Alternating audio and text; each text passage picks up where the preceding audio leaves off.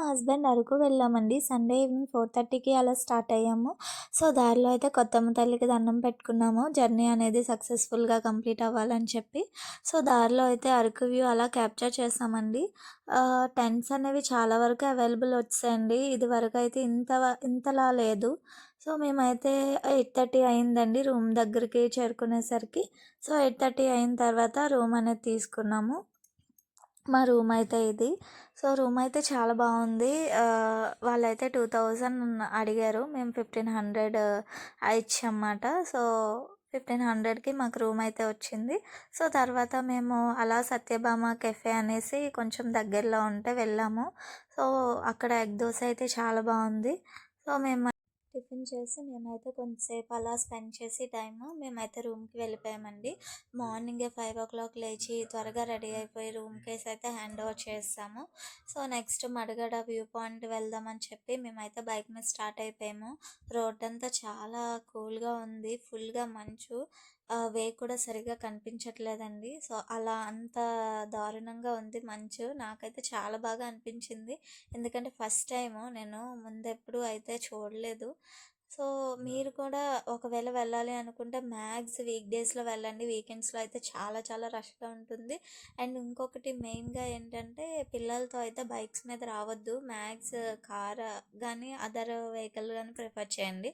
So, మేమైతే మరగడ view point చేరుకున్న తర్వాత మెయిన్ కార్స్ అయితే అలో చేయలేదండి పైకి. బైక్స్ అయితే పర్లేదు. కార్స్ అయితే అక్కడ ఆపేసి నార్మల్గా నడుచుకొని వెళ్తున్నారు కొండపైకి.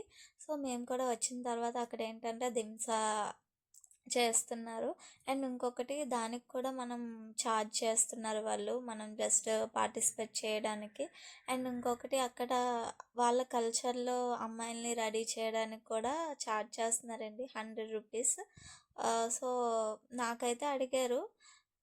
ఫస్ట్ నేను రెడీ అవ్వాలి అని అనుకున్నాను. కాకపోతే కొంచెం అంటే మేము వైఫ్ అండ్ హస్బెండే కదా వెళ్ళాము. సో, ఇంకా ఒక 2-3 మెంబర్స్ వచ్చుంటే మాతో పాటు సరదాగా ఉండేది అలా రెడీ అయితే. సో, ఒక్కదాన్నే కదా అని ఇంట్రెస్ట్ లేదని చెప్పేసాను.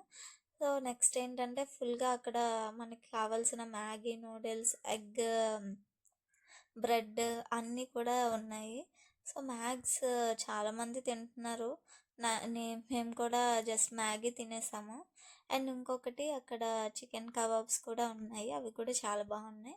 సో, మేమైతే ఆ వ్యూ చాలా బాగా ఎంజాయ్ చేసామండి. మాకైతే చాలా బాగా అనిపించింది. సో, దూరం నుండి ఇదైతే మేము చూసాము.